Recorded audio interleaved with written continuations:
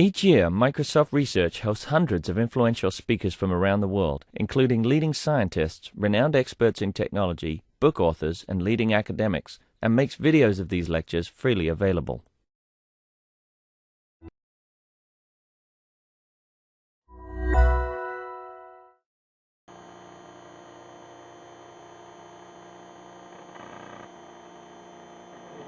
So hi everybody, I guess it's time to start. Just give the last stragglers a few seconds to come in. Thanks for joining us today. Nice big room, everybody's to one side, so it's a weird feeling. Okay, so I'm Stewart Tansley. I'm sure most of you know me for good or ill. And I'm the Program Manager responsible for external research and programs, but for Embedded Systems and Robotics. And I had a brown bag session with some of my professor colleagues earlier today talking about teaching and robotics, using robotics for teaching. And today I'm going to wear my other hat, which is in embedded systems. And I'm only going to talk about embedded systems. But some of my co-speakers, co-presenters, Professor Hod Lipson and Microsoft Research and Microsoft Hardware speakers will give you a taste of a few more robotics things that we're up to. So without further ado, I'm just going to present for just a few minutes, focusing in on the Embedded Systems RFP that some of you were involved with and some of you may have just heard about. Just give you a wrap-up of where that is and where it got to. We'll then move over to Hod, and who'll do a much longer talk and hopefully show some cool technology.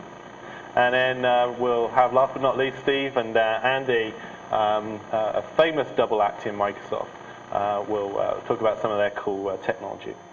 So, for my part, the Embedded Systems RFP, the Innovation Excellence Awards 2004, had an overall theme of innovative embedded systems research and teaching using Windows CE and XP Embedded. This was co-sponsored by the Windows Embedded product team, so these were the products that they supported. And we thought there would be some very cool stuff that would emerge by a very broad-based program where we supported academia doing both teaching and research projects using these technologies. It was a very large program for us. $1.7 million is large for Microsoft Research University funding. The average project gift was relatively small. So it's very thinly spread and had some interesting results. Overall, there were 177 projects out of 144 people that applied, straight down the middle. Across 26 countries around the world and 75 different universities. So a few universities got more than one grant. They were just too cool not to support, frankly. Most of it was research. It was 65 research projects and 12 teaching projects. And the projects got started in 2003, the summer of 2003, almost 2 years ago now. We had a wrap-up workshop in the fall of 2004, and we didn't get a chance to talk about where the projects had got to at the last year's faculty summit. So one of the reasons I wanted to take this opportunity to use some of your time is to give you a highlight of what happened at that workshop. We had a little photograph taken at the workshop. We actually had most of the projects there. I think there were 62 projects out of 77 projects total. 62 managed to come to the final workshop. And that was held in Cambridge, England. We had a kick-off workshop in the summer of 2003 here in Redmond, and as part of the follow-up activities, I'd like to give you a potential warning of if anybody's interested in coming to Beijing. Beijing is our third major Microsoft Research Center. We're currently figuring out how we can do maybe a kind of post-RFP workshop on embedded systems in Beijing. So we'll watch this space for more on that. We've got some of the results of the projects shown in really nice posters. You've seen as you come through the corridor against the glass wall in the conference center here. We've got some of the projects that are up there. They're not all the embedded systems projects, but there's some good examples there. And also in the kiosks that show in the rolling presentation, I put most of the projects that are not in Europe or not in Asia there. We have a consolidation effort which has been an eternal effort on my part and the parts of the professors delivering the results. In terms of posters and the websites, there's some papers, there's plenty of papers being published from these projects. And we'd like to come up with more of a consolidated picture. There's an IEEE, not IEEE. IEEE is the British version of IEEE in a way. The special magazine article, I know all the papers submitted to that have been reviewed now, and so that should be going to print, I believe, by calendar end of this year. And then our curriculum repository, part of Msdn, this has got a lot of good curriculum results in it already, and we're actually thinking about how we can use some of the research results and populate the curriculum repository with some good papers and other examples of using Windows CE or XP Embedded that could be useful in teaching. So here was a nice little map showing you the distribution of projects, and a list just to show you. You can pick your own country, pick your favorite country or your genetic origins. There are some of the posters and kiosk pictures. Look for the ones entitled, no-brainer, Embedded Systems. And they've all got a common picture of a little bit of a printed circuit board. There are 25 examples that I show. So check those out. Give you an example if you're not familiar with this RFP project, the sorts of projects that were awarded funding.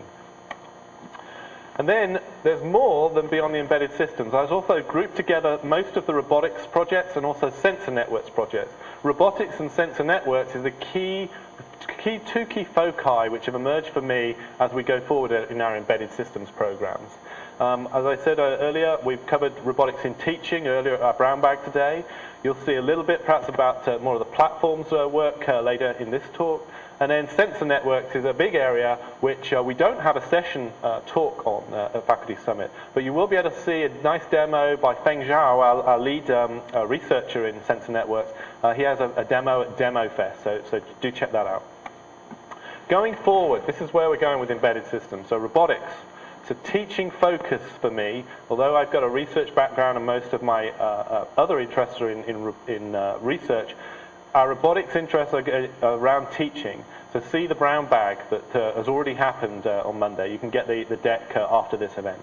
Sensor networks, another key area for me. There's a research kit in planning. What's a research kit, you say? Well, we have the mesh networking toolkit, academic toolkit, that got announced at MobiSys. You get a whole load of software with it. Now, these are designed for research professors, research faculty that want to get started in doing research using some platform technology that's come out of Microsoft Research, typically.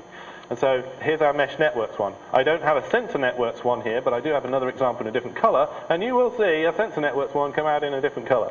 These are not marketing materials. These are academic toolkits packaged nicely, we hope, to make it easy for you to try out these technologies. You get a bunch of product with it, but basically the really valuable technology is the research platform technology that's come out of Microsoft Research. So Sensor Networks has a research kit in planning. We have a workshop as well, to which some of you I'd like to invite to come to that. It's an interest to the Sensor Networks community, and that'll be in October 13th to 14th, 2-day workshop here in Redmond. Mesh Networks. We've just announced this kit, should be shipping any day now. Look out for the digital inclusion presentation on Tuesday. That's where we'll talk a little bit more about mesh networking work. Last but not least, Windows Embedded. We haven't given up on Windows Embedded, far from it. In your bags, you would find, I hope, if our planning went well, this CD. There's also a Windows Mobile toolkit that looks a little bit like this, but is a little larger. Now, this DVD saves you about $600, I think it was, in coming to the MEDC in Las Vegas. Okay, you missed out on coming to Las Vegas. But we had a number of you come to Las Vegas with us, show some posters, come into the presentations, and every attendee would have got these. But we're giving you a copy of this as well to come to Faculty Summit. On there is a lot of really nice, up-to-date training material on the Windows Embedded products and also Windows Mobile, because we're trying to associate those more closely. The second DVD that you've got has also got Visual Studio 2005 with it. So check that out. I won't talk more about Windows Mobile here. It's different to Windows Embedded. Last but not least, the Windows Embedded Academic Program still exists. It's run by my colleague Ivan Joseph in the product group. I'm from Microsoft Research. And he has a bunch of tools which are useful for this community. He has a curriculum license. He has a research license. He gives discounted books. We've got the Msdn Academic Alliance, which gives you the full product software for Windows Embedded. We have had some glitches in the availability of those products. We are working through those. They're just process glitches. The full product is in Msdn. If it's not there right now, it will be there. There's discounted hardware. Some of you mentioned this in the Robotics for Teaching talk a little while ago. That gives not a big discount. We're not providing the discount. We provide a portal for manufacturers that want to offer discount for their hardware for academia, and you get in a nice, easy-to-use one place. The Hardware Empowerment Program's got a website that's available off the academic website. And then there's the Student Challenge. If you care about students, I hope you do, then the annual now student competition for Windows Embedded has just finished, and the Australians won this year, so congratulations to them. That was a large program. There were about 240 teams of 4 students each that entered earlier this year, and we had a fabulous time. Without further ado, I'd like to hand over to Professor Hod Lipson. Thank you.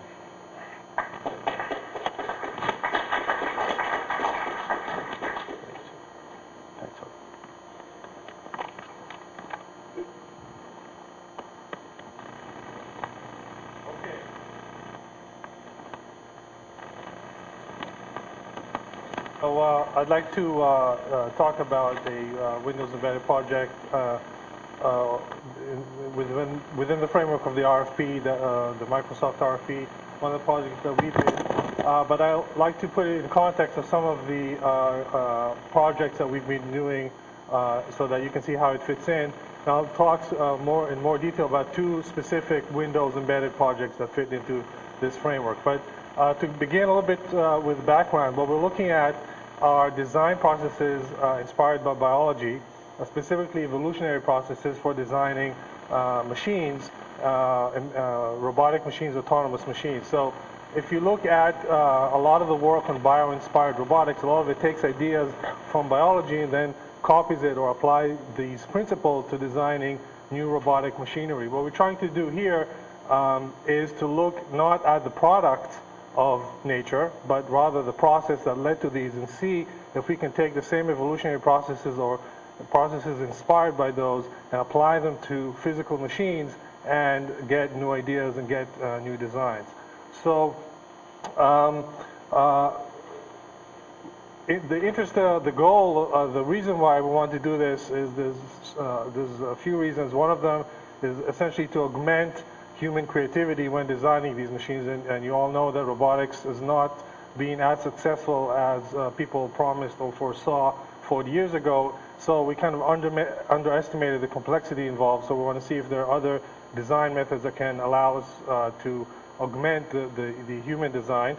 We also are interested in automating the design process for purposes of adaptation in situ. So we want to have a robot be able to move around and interact in the environment and realize that it has to do things differently in order to function in that environment. So that is a kind of a design problem in a situated environment.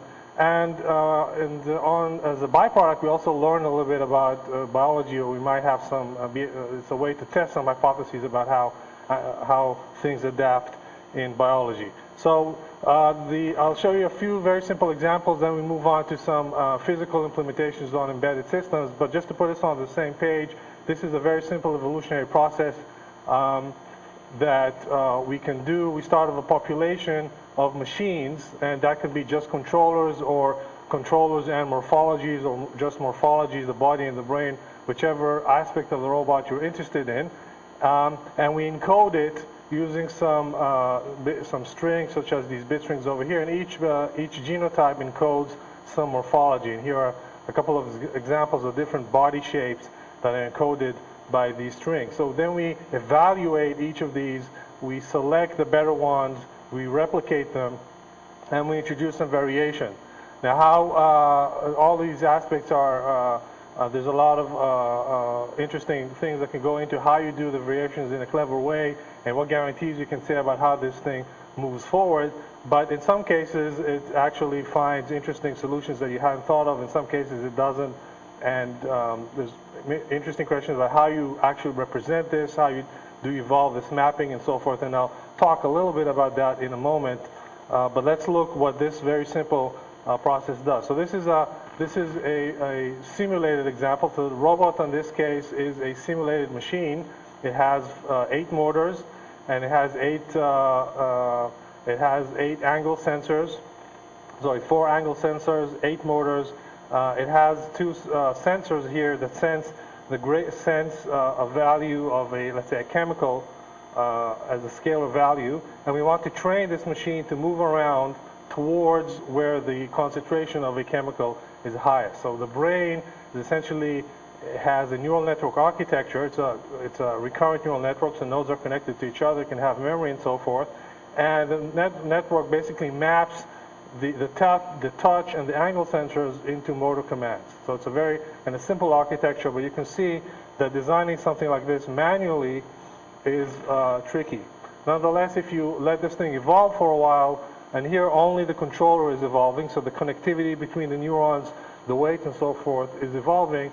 And what you can see here is an example of, this is the best evolved controller. After a couple of hours, you can see the machine essentially is moving, and it's kind of reorienting itself towards where the concentration of the chemical is highest, and that's denoted by the red color over there. So essentially this evolution process designed a machine that can walk and can change its orientation.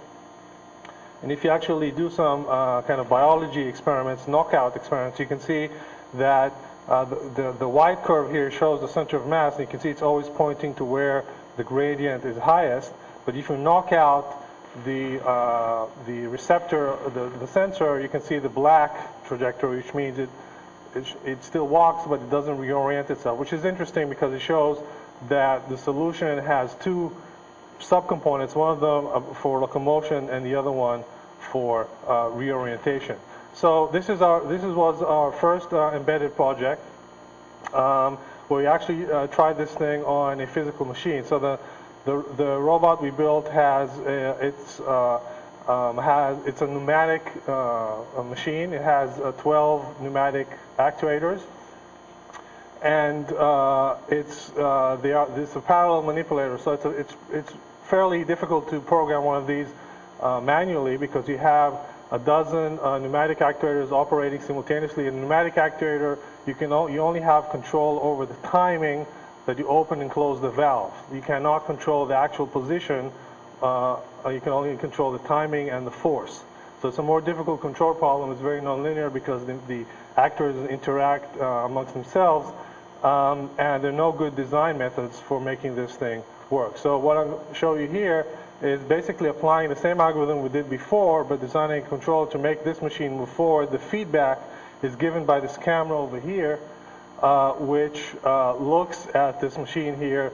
It kind of tracks this red ball and rewards machines for being able to move forward. So of course the first thing that the machines learn to do is just to tilt their head forward a little bit, get some points like that, and after that they begin to actually learn how to move. So here's an example of a couple of runs, and I'll tell you, so the way this training works, it happens in the cage, and there's a pulley that pulls the machine back and resets it, and then the thing trains over and over again, and over about a couple of hours you get interesting locomotions. You can see here some of the earlier ones.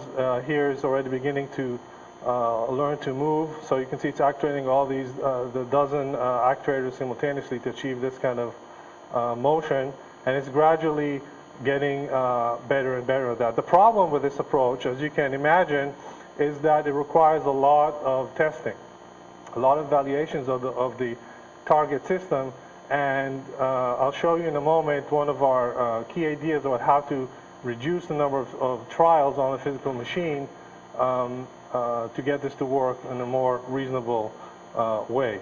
So, and one of the interesting aspects of this machine, and you can see here the center, it runs, it's operating from this paintball canister, so it's autonomous, and this is a machine that I couldn't bring over here. It looks pretty suspicious to take through security, but you can see it's compared to electrically actuated machines, this has a very high power output. So you can, in principle, it could jump up in the air and do a flip-flop, although we haven't been able to get it to do that. But you can see in principle how it works. Here it's playing back a couple of these gates that it learned through the evolutionary process. Okay, so These two projects had to do with the evolution of controllers for a given body plan. And you can start asking questions in terms of biology, you know, which kind of body plans are more amenable to evolution, which things are more adaptive. And these are interesting questions that reflect a little bit on this question of tying back into biology and being able to say something that biologists might be interested in. So you can take these different kinds of morphologies and run this evolutionary process on them, and they all have the same number of components and same level of complexity, and see which one of them, on average, allow you to find solutions more quickly. Then we might learn something again about how to design machines that are more adaptive, and contrast this with the way, again, that robotics is done today. Most of the designs of at least legged robotics are very, you know, the engineer just designs it because of some arbitrary reasons, and then the people begin working on the control. There's not a lot of understanding of what morphologies are more adaptive, which are easier to control, and so forth. So it's interesting to compare these and see, for example, here the quadruped on average is more evolvable than others. Okay, so that was just controls. We can start evolving also morphology. Here's evolving control to make a machine move. This is a bipedal walker, which is very difficult to evolve a controller for. There are no good stable dynamic bipedal walker robots yet. And you can see here that it's not doing very well. And here it's only trying to evolve the controller. It's interesting to see what happens when you actually evolve also some parameters of the body. If you also allow the evolution to play around with the mass distribution, it can do a much better job.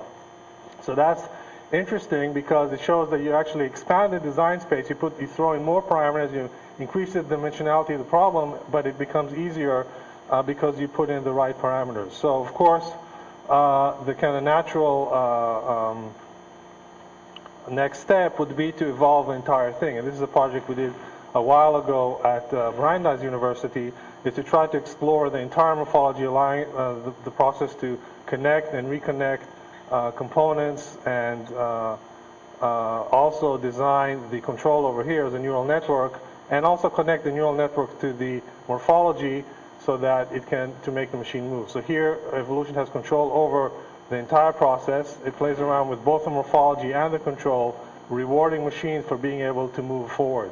So if you leave this thing running for a while, you get interesting evolutionary dynamics. You get these massive extinctions, such as the one here, and you get the nice speciation effect. It's interesting to see what kind of machines you get in the end. And here are a couple of examples of morphologies that came out of the system. These are all runs with the exactly same parameter setting, but you can see different ways of locomotion. This one over here looks almost designed by an engineer. It's fairly symmetrical. It has this nice anti-phase actuation, but that was not put in as a constraint anywhere. So it's interesting to see this kind of behavior emerge. And again, if you run this thing again, you get these things.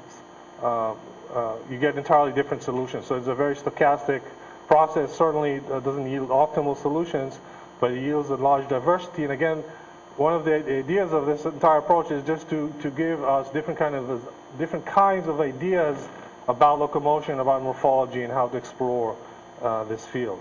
So, of course, when we talk about embedded robotics, we actually want these machines to run in reality, and here are a couple of instances of these machines actually performing in reality. So these are copies of the machines that you saw before, printed using a rapid prototyping machine and made to work in reality. Okay, so now, here's, I'm going to talk about the key message that I want to convey, is that there are different ways of using evolutionary computation to do design, but one of the, I'd say the two biggest challenges is what is called crossing the reality gap. So you have some kind of simulator, and most of the work I've showed you uses a simulator to evolve a machine. We evolve it in simulator, then we download it onto the real machine, and we hope that it works. okay?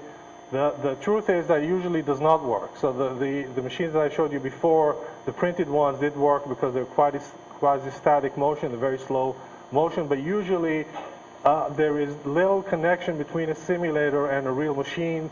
Simulating the dynamics are usually chaotic. Friction and lots of other things are very, very difficult to actually get right. And at lunch there was this question of why don't we study robotics in simulation, and I think that's that was one of the answers.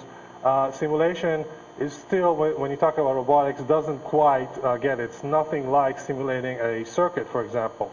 So the challenge is to cross the reality gap between the simulator and the real machine.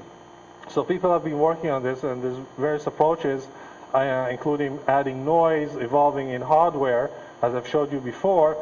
And that was the approach with the dozen actuators, the robot with the dozen actuators, to evolve in reality. And that, of course, takes care of that problem, but that introduces the problem of too many trials in physical reality. So you can imagine if a robot is on Mars, you don't want to go through 3,000 trials over there to see if you can actually design something better. So you want to have an ability to adapt to an environment without doing too many trials. So the approach that we've come up with as a result of this embedded systems project is really to do something like this. So we begin with some crude simulation of the machine. We evolve a controller using the simulator. Then we try it in, we take the best controller that we have and we try it in reality. So we get some behavior. Now we record this behavior. So we collect the sensory data, let's say accelerations on the machine. And now we have two things. We have the controller that we put on the machine, and we have the sensory data that it generated. So now we can back out what is a model of a machine that, given that controller, would produce that sensory data. So we back out a simulator. In fact, we do this using evolution as well. So now we evolve a simulator that explains the sensory data. So this is all done inside the robot, or this is all done internally. Once we have a simulation, we take the best simulator, the one that explains the data the best, and we evolve a controller. So it's a kind of system identification process. We evolve the best controller. We again try it in reality, so this will be our second trial only. We collect this data again. Now we evolve even better simulators, because we can essentially, the simulators now have to explain two sets of data from the first trial, from the second trial. So they get better. Some of the simulators die out, some of them get selected, and so forth. And using relatively few number of cycles, relatively new number of trials, we can actually evolve a controller. So this really is a process of coevolution. So we have two co-evolving populations. One of them tries to, each of them are defined by the other. The progress of simulation is defined by explaining data collected by controllers, generated by controllers, and controllers are evolved based on the simulation. And this feedback between this coevolution is really what allows this thing to move forward. So here's an example. This is a second embedded system, and I have a third one right here on the floor, and I'll show you in a minute. So this is still working in simulation. We haven't actually made this work in reality yet, but here's the idea. So let's try to apply this. And so we're going to first evolve a controller for this simulated robot. So it's a hidden system. So we start. This is the crude model of the robot, and you can see here it's learned how to move. It's not fantastic motion, but it's moving forward. And now we're going to do something cruel. We're going to chop off this green leg of this robot. So what's going to happen if this cycle works is that the simulator is that the data collected from the robot, which is this trajectory over here, so this is the trajectory of the center of mass, elevated a little bit for clarity, is not what was predicted by the models.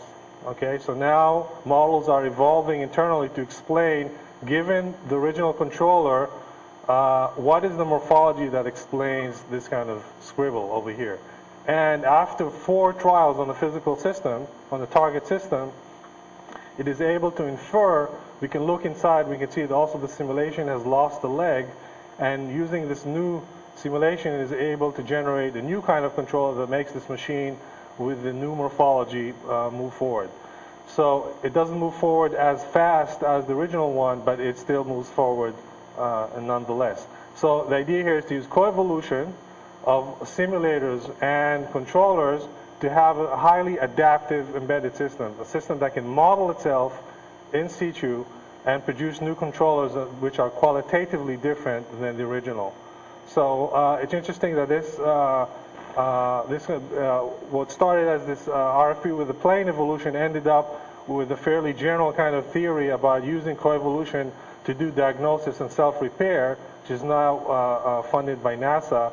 So you can have two kinds of systems. You create the simulations and you create recovery actions, which is what I just showed you, or you create actions that are used to diagnose further what's gone wrong. And to do the diagnosis, what you have to do is evolve actions that create disagreement in the predictions of the models. And these actions will extract the most information from the target system.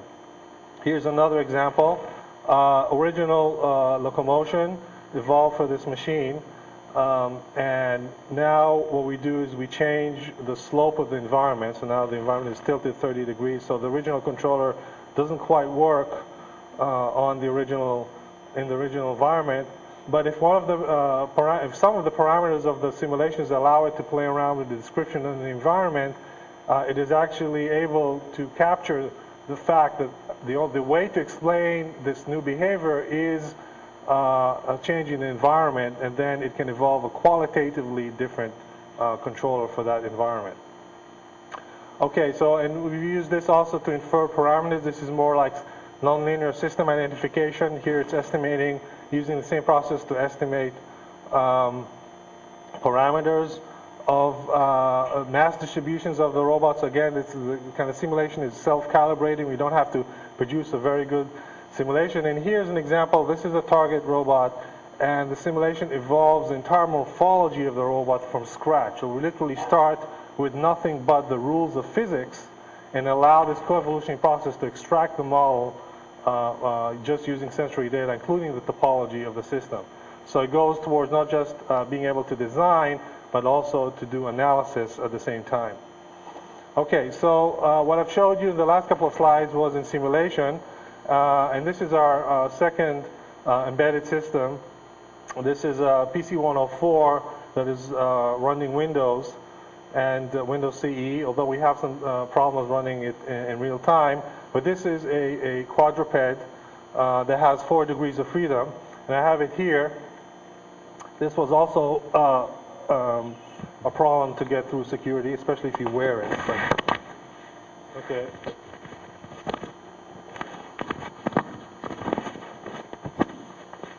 Okay, and what you can see here is, well, I have to put it back.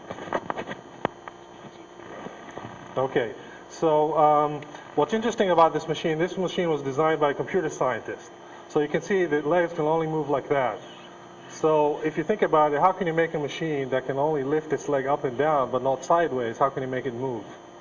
So if you look carefully at the actual evolutionary gates that were generated, there is a way to make a machine that can only lift its legs up, move by changing the orientation of the machine. So you might want to gather a little closer to see this machine actually moving.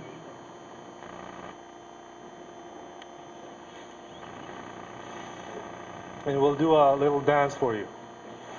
So notice how it actually moves. So this is a hand-programmed gate, but it moves based on this evolved gate that you saw in simulation. So it's first calibrating. So it has the same kind of 4 angle sensors, and 8 angle sensors and 4 touch sensors, and it's calibrating them right now, and then it will execute this kind of motion.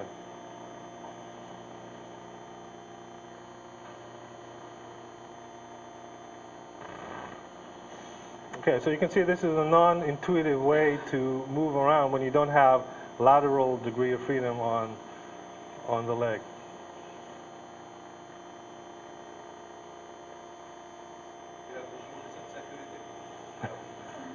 Yeah, that doesn't help though.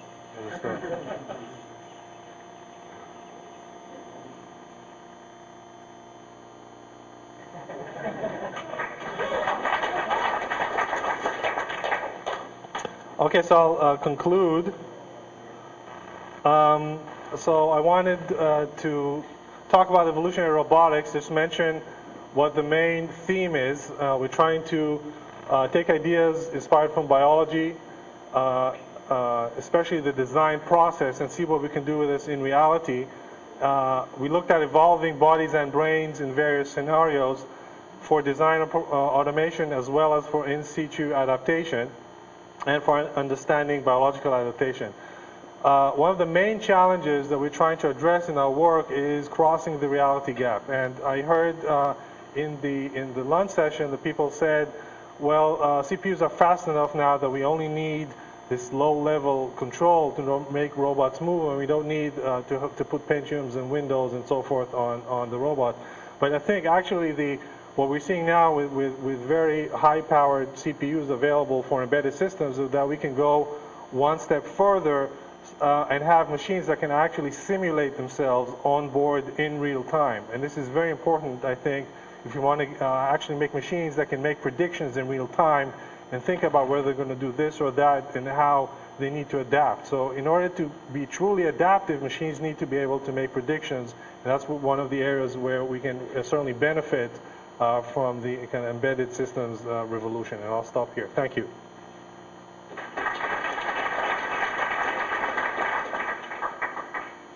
We have a few minutes for some short questions and answers. So if any of you has a question, you can go ahead. Well, how well do you think this will scale down? The question was, how well do you think this will scale down? Nanotechnology, I've now seen some simulations of computers that run about the power of the Apple IIe. Am I allowed to say Apple here? But so something like this with a self-aware machine on a limited amount of microprocessor power could be extremely powerful at the nanoscale. Well, when you talk about the nanoscale, I'm not sure what kind of computation you're talking about. If you're talking about the microscale, then you can still do this kind of high-level computation, but then you're talking about much more distributed kind of computation that is done extensively on many thousands and millions of smaller components, and then they have to interact.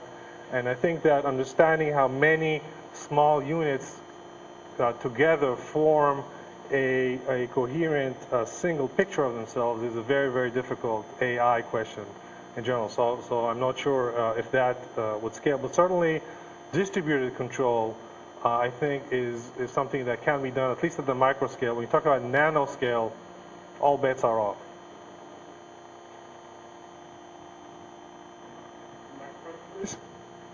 next question, please. So right now the system is just building a model of itself. When it's calibrating, it's just sort of building a model of its actuators with respect to the ground, and you're not integrating any model of the environment except with respect to how the system interacts with the ground forces. Is that right? Well, the example that I showed where the environment was tilted is a very simple environmental aspect. Another thing that we tried is to model the friction. Now, of course, there is the fundamental question of what are the building blocks you're allowing the system to model the environment. How much of the environment does it need to model? And of course, we'll gradually throw in more and more degrees of freedom in modeling the environment to make it more and more open space. Right now, what you saw is very, very crude, but I think there is no fundamental difference between modeling the machine itself and modeling the environment. It's just one predictive simulation that needs to say what the controller is going to do.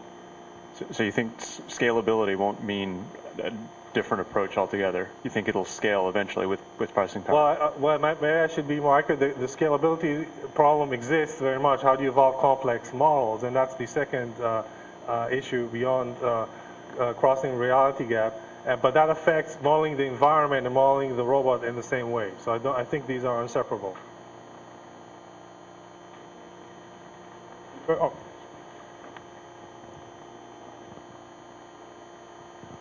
Hi.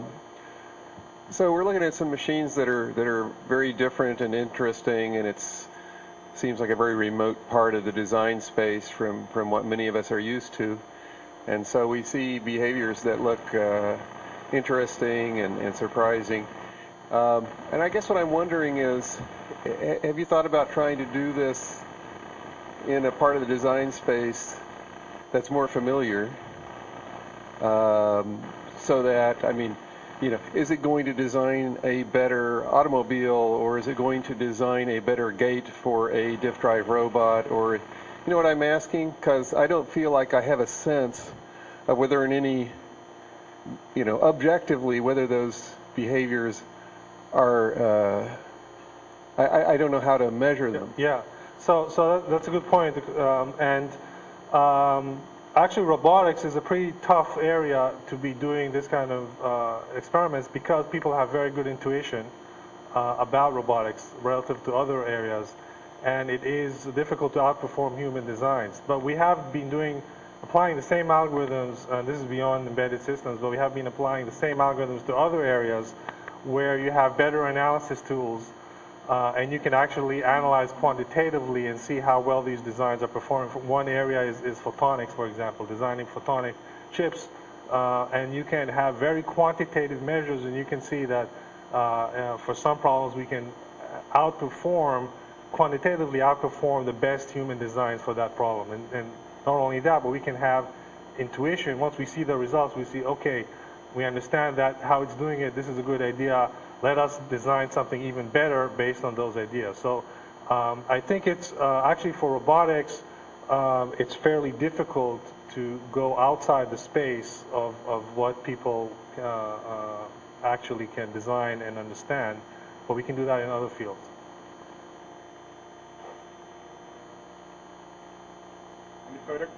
Any further questions? No. I'm sorry, quick question. How long does the pneumatic-powered robot last on one charge? The CO2. Yeah, it's air. It lasts for 2,000 strokes of the pistons. So roughly how many minutes of motion is that? It depends how many strokes a minute you do. So that's true, right? Well, it really depends. I'm sorry. But it can be from minutes to half an hour or something like that.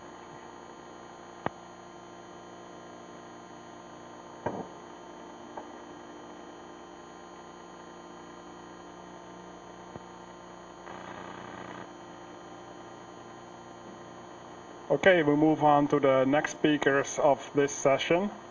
It's Andy Wilson and Steve Bathiche. Sorry about that. That's okay. Is it on? Yeah. Okay. It's still kind of. Forgive, the part of the slide's actually going to be a little cut off here. I don't know what's really going on, but I'm sure we'll manage through it. So my colleague and I, Andy Wilson here, are going to give you a brief little talk. I appreciate you coming out. Thanks, Hod. That was a great talk. So today we're going to share some ideas with you about our some mobile telepresence, some technology we've been working on in regards to mobile telepresence, actually using a full-fledged computer and having that roam around the hallways, kind of like an information worker application. A concept that Andy and Wilson and I have been working on for a couple of years now called service computers, and kind of the sensing technology associated with that, and applying that to robotics and sensing and just in general in computation. Actually applying all these technologies together to kind of form an interactive teddy bear that is a full-fledged computer and interacts with the child without the use of a mouse and keyboard. So using all that technology there. But there's some issues. First, in actually creating these machines that you see up there, namely, even our best portable computer is not really all that portable. So we have a power issue, and of course, even our mobile robots they're anemic, or else they're not really all that mobile. So you have these dichotomies, these design trade-offs that you have to continually address when you're actually designing these systems. You either have a system that is highly interactive or ultra compact. Think of cell phones. You either have something that's lower power or high performance, or low cost or very powerful. So in fact, there aren't that very many engineered systems today that exist that actually have all these characteristics, but unfortunately, these are all the characteristics that we need in order to enable the application you just saw on the last slide. However, there are some beautifully engineered systems that have this, and unfortunately it's in biology, it's in nature. So this is a Manduca sexta, it's the hawk moth, right? It's the insects, one of the fastest insect flyers in the world. It's got an amazing sensory system to track objects, to help it track flowers so it can insert its proboscis in there and extract nectar. So it's got an amazing onboard visual system. It's got a super smart, massively parallel CPU to actually manage its goals. And it's low power, it runs on sugar, right? So the question would become, well, okay, you got this amazingly beautiful engineered system. What can you do with it, right? I mean, we would love and strive to actually have a real system to be like this, right? Well, rather than actually just replicating it, why not just steal it? So this is actually a hybrid mobile robot that uses the insect as its control system. It's its front end.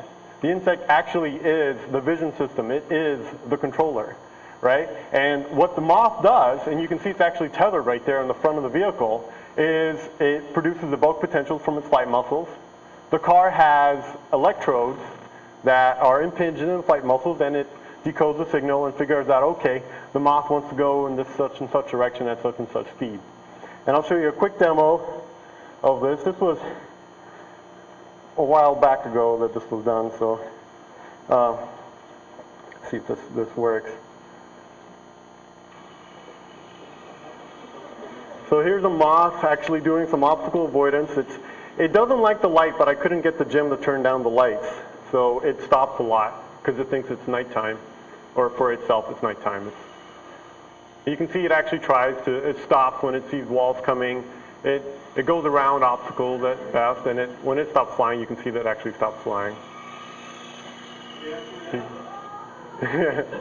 You can see it turn right at the last minute there.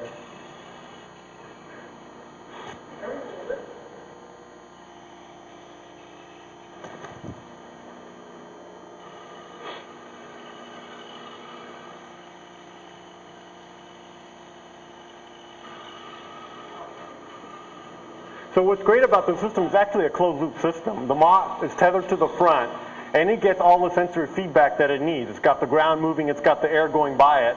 In fact, if you hold the car still and you try to elicit the reflex to make it fly, it doesn't fly very long.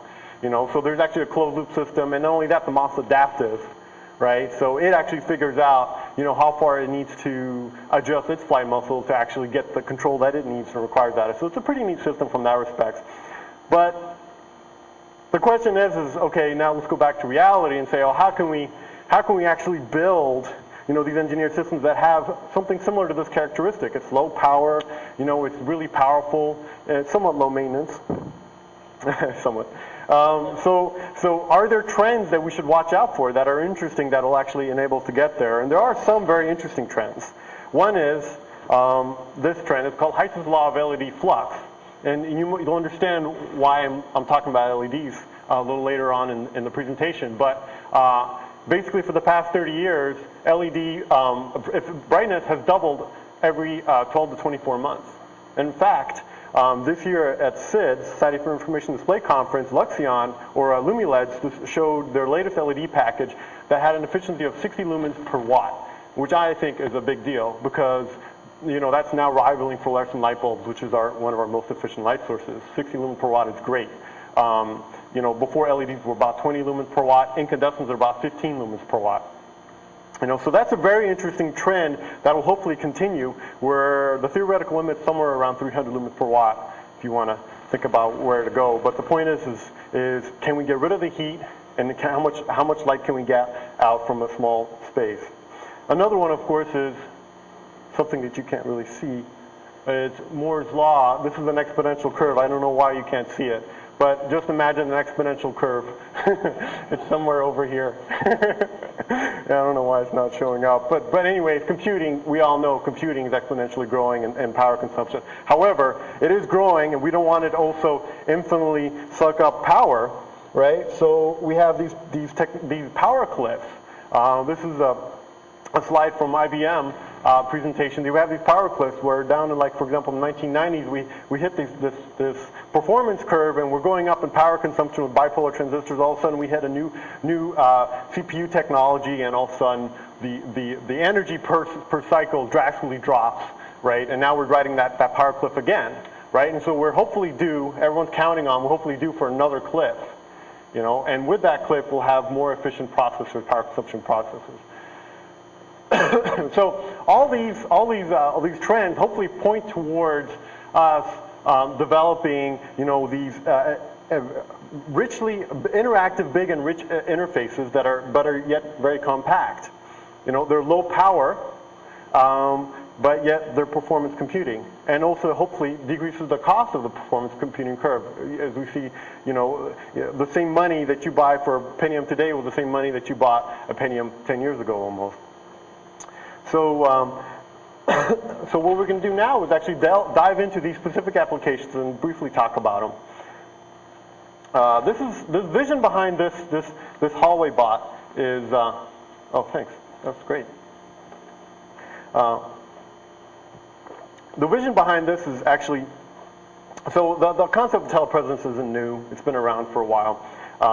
But the idea is to actually use the technologies that exist today to have two web pages talk to each other, apply in this scenario. So you're a teleoperator, you want to log on to a work, right, and work somewhere else, and there are like 5 or 10 robots at work. Right? And so you pick any one, you sequester control of the robot, and now you're there and you walk around and you're able to interact in the building. That's kind of the idea.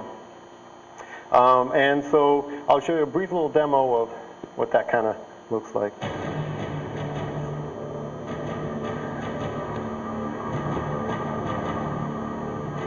So that's a full PC platform again.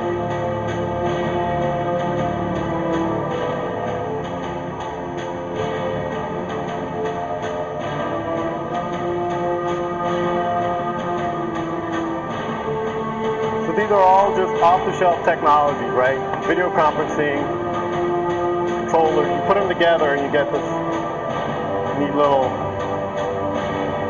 expensive remote control robot.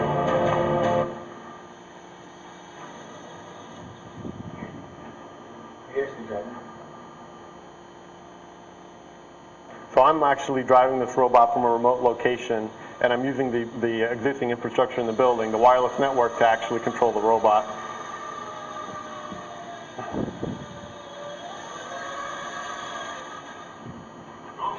Hey, is that you, Brad? Yeah, that's me. How's it going, Steve? Good. How are things going? Great. So how's that last project going? Oh, pretty good. Yeah, that's great. How's the weather down there?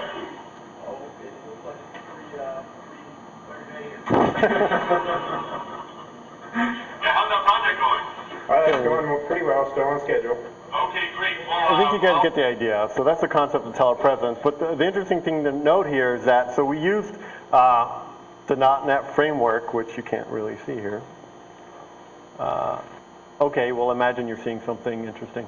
So here basically are layers, and we're just using the .NET framework to manage connections. So if you have multiple robots, it would figure out, okay, which robot's available, which one's charged up, and actually log on and give you control. We use XML to communicate the interfaces, and SOAP wrapper to expose the functions for the different platforms. And we wanted to do this because we wanted to keep everything platform independent. So you can have a robot with a different morphology or a different setup or maybe different motors, and we kind of use this framework to actually make it hardware agnostic and run. So, and then the other idea that you don't see up there as well, we might want to look at this actually. Let's see what's going on. I think is there a way to have the system resync?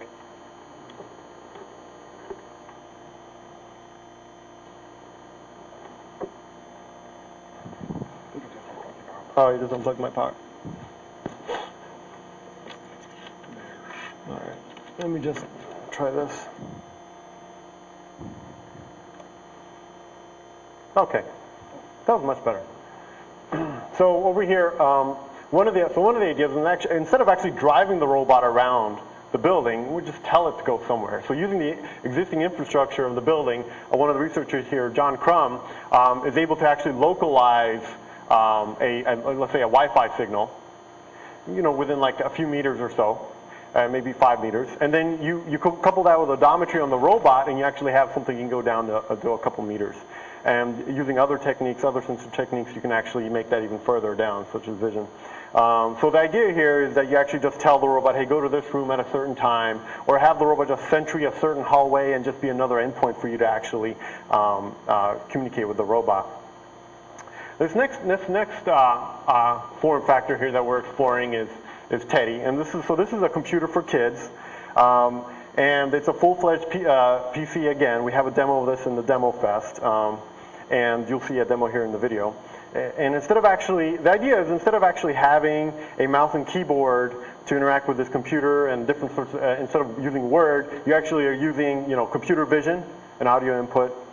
Instead of having a display for output of your primary means of interaction, you use motorized end effectors, and you maybe have a small information display as well as audio output.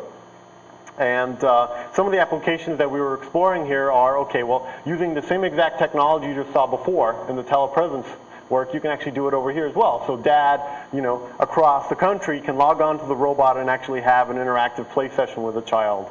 You can see there in the top left-hand corner. Or you can start blurring the lines between the physical and virtual worlds. You have actually the teddy bear play I Spy in the real world, using the vision system. There you actually know where does the computer start and where does it end. It kind of starts getting blurry, which is what you want. And then other things like, having the teddy bear, you open up a book and having the teddy bear recognize, oh, okay, you want to read a story?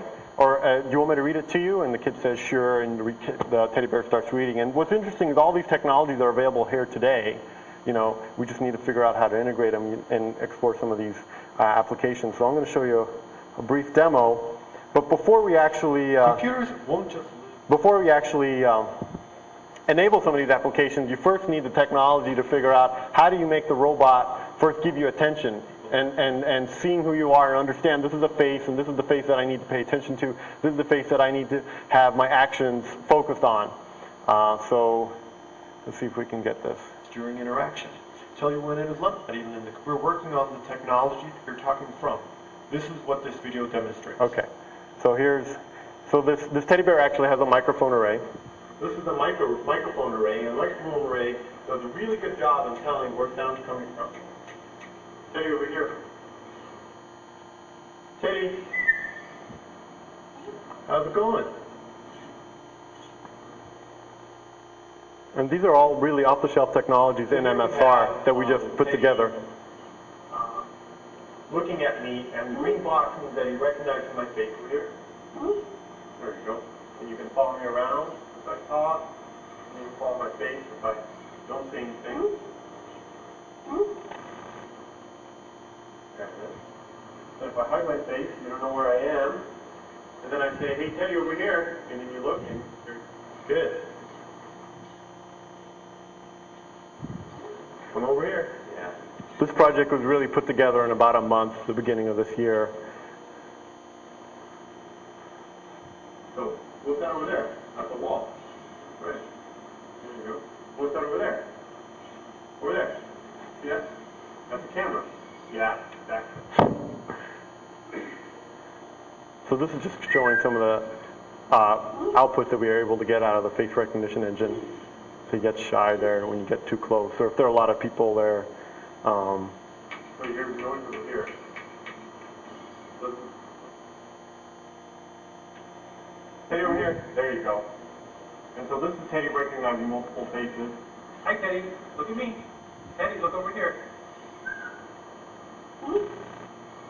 And so Andrew looked at me, and now Teddy just turned and looked at me and see what's going on. So I'm going to look at Andrew and basically pass Teddy to him. That's basically it. So there's Teddy. And then now I want you, I'm going to turn this over to Andy. Andy's going to talk about this concept called surface computers, where we further try to blend the physical and virtual interactions. And in here, we have these wallet-sized computers that basically feel big. So. Hi. So this is a little bit of a change in direction a little bit, but actually, to me, like a robot is just a different form factor. And for my own work, I'm very much interested in the realization that in the future, there's going to be just a huge variety of different form factors.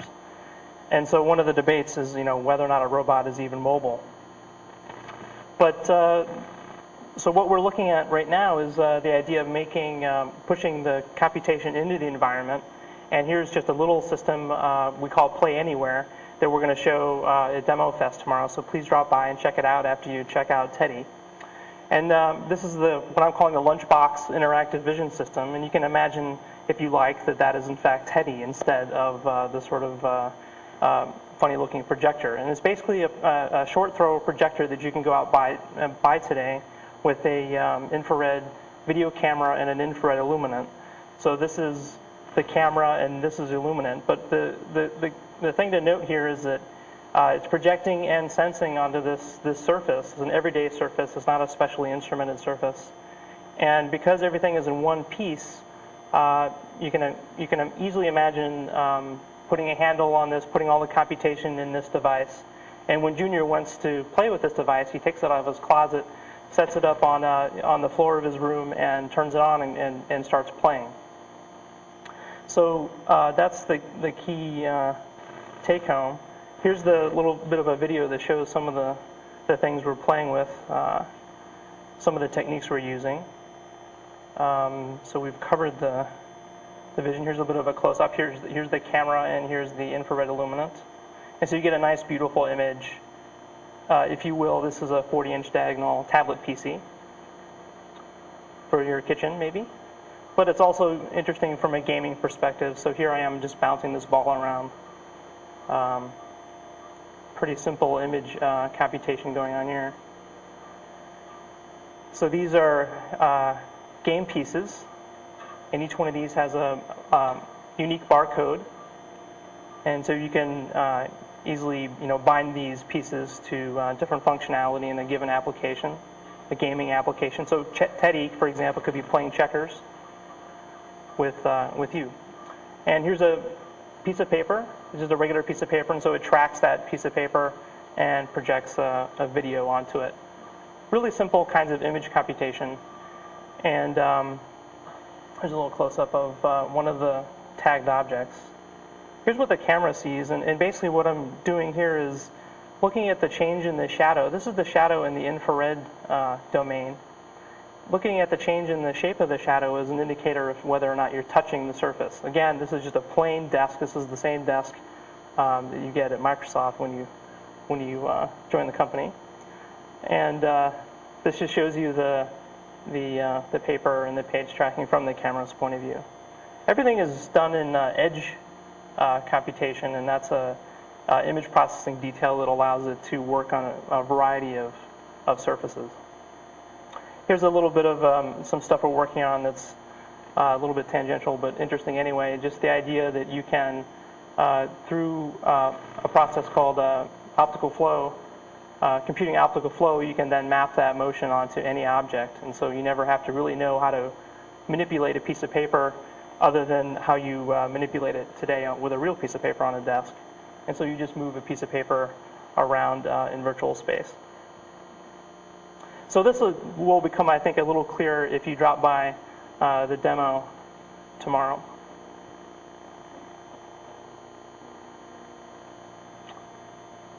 Right, so the short throw projector, we do a little bit of image processing. Again, because you have a lens that's so very close to the surface that you need a very wide angle lens.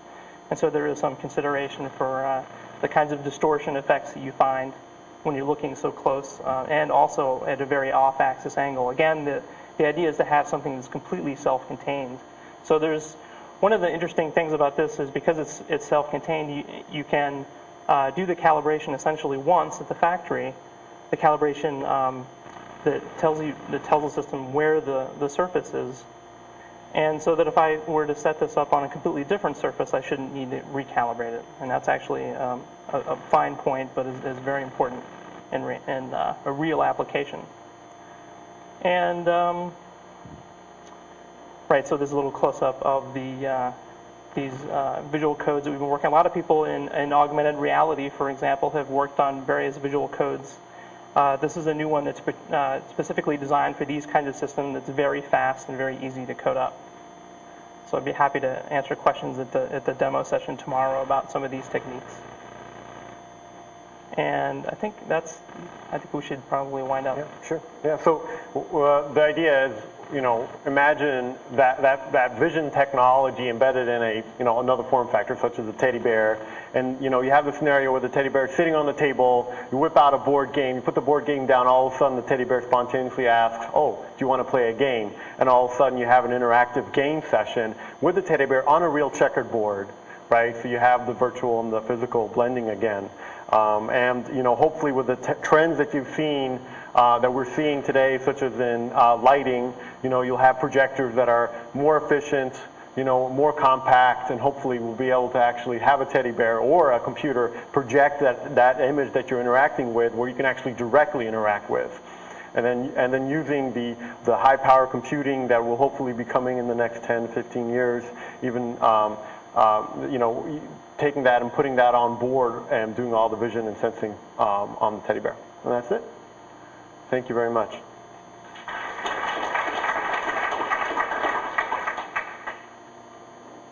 And again, it's time for some questions and answers. So anyone who has any questions, go ahead.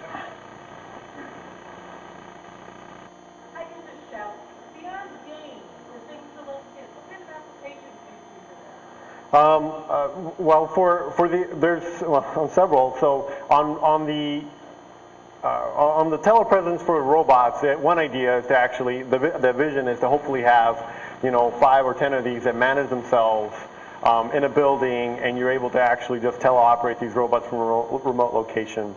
For the surface sensing stuff, it's a full computer. So one thrust that you see there is actually, this is just a full computer that you can stick in your pocket, but yet it can project, let's say a 20-inch diagonal image. And they can also project the keyboard that you can interact with. So there's on that sense. And then, of course, you have the gaming interaction, the play anywhere scenario, where you can actually have this, this tangible interface for games.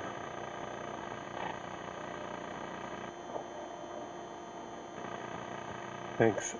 One thing I've wondered about because of a similar project is, in the long run, how do people feel about playing chess, for example, with real chess pieces as opposed to projections of chess pieces, as opposed to playing chess on their computer? Do you have any experience with that, or with cards? Do people like the tangible aspects of it, or is that really irrelevant? I think that's a very valid question. I don't know for sure. I know that there is something there when you actually do whip out a real board game, and you actually have real pieces, and having those real pieces be part of that computer system. The computer system understands those real pieces. I think there's some magic there. And once and right now it doesn't exist today in today's world, right? You're either on the computer and you have a virtual, I guess a virtual mind of what's going on in the computer, or you're in the real world. And there's no bridge right now, and that's kind of one of the things we're exploring here, is kind of muddling that bridge where you have physical pieces that are actually seen by the computer and the computer uses them. Actually, there's been so much research in tangible user interfaces, but there's been precious little careful analysis of whether or not there's any real benefit in having a piece be real, right? I think there are only 2 papers that I've seen where they actually look at this. Right. And it's very much, I have some doubt, but it's just healthy doubt at this point. And there's a lot of intuition there. Like it's certainly satisfying to be able to take up something and rotate it exactly the way you want to, rather than have to deal with all the widgetry that a system like Windows puts on this task. There's definitely some intuition associated with actually having physical pieces. You know what to do with this physical piece. You can move it around. Certainly waiting for careful work, I think. Yeah. With respect to the Play Anywhere system, are you removing from the optical flow inference the image that you're projecting? Like if you were to actually show the movie of the guy moving the thing around, would the image start to change? So the system doesn't see the projected image. Is that your question? Basically. Yeah, because the camera has an IR pass filter, and the projector is only projecting visible light. Along the lines of the last question, 2 questions ago. The thing that I found really compelling about what you showed in your video was when you were showing the map and then zooming it. And what I found compelling about that is that you were combining something that tangible qualities have, such as being able to rotate and move something around easily, gesturally, with zooming, which is something I can't do to a paper map without ruining it. Yeah, that's interesting, isn't it? But it's perfectly understandable, and you understand. Yeah, I mean it's quite natural actually. I wonder if that's the interesting sort of intersection to look at, where you have mostly tangible interaction in a sense, but in fact you're adding features that you can't do in the physical world. Right. I think it's a good point to keep in mind that we're not trying to simulate a piece of paper here. We're trying to go beyond that and use all these wonderful technologies to do something a little bit better than paper. Yeah. What else can we do that's natural, plausible, and useful in that realm? Good questions. Are there any further questions? Then we'd like to thank the speaker. One more over here. One more, I'm sorry. I was thinking from the map example that another thing where gestures and sort of tangible is nice and yet having digital would be nice would be actually art. Is if you have an art and you're trying to restore it or trying to apply different effects to it, I could imagine that I could do that gesturally and really on this surface. But whether I'm blurring something or sharpening something and where that's happening, that's very physical. It's really, really difficult to even deal with tablets, for example. Yeah, there's still something. Yeah, and thinking a little bit about the manipulation of real paper on the surface. It seems like a funny thing to do, but actually I think after you've used the tablet after a while, I think you begin to realize how, in fact, what a poor simulation it is of using a real piece of paper in a lot of ways. And so I think you could potentially get back some of that with these kinds of technologies. I was wondering if you have thought of going 3D. I mean, if you're talking about everything you showed here is 2D, and it seems like there's great potential to work with 3-dimensional things. I put a box on it, or I'm working with something 3-dimensional that I want to manipulate and get feedback on. So even Play Anywhere actually has a very crude notion of 3D with the shadow analysis. I mean, that's not particularly useful, but yes, of course, we need to do something more 3D. That would be great. Because that would be something that definitely the conventional displays cannot handle, and that will that's literally a new dimension. 3D on the output side? Yeah. I mean, projecting onto a 3-dimensional object. Yeah, it's interesting. There's the new projectors that are out there that are now based on, instead of LEDs, they're using lasers. And one of the great properties of a laser-based projector is that it's always at focus. You can project onto a irregularly shaped object, and that's a very interesting capability. It would be nice to start playing with that.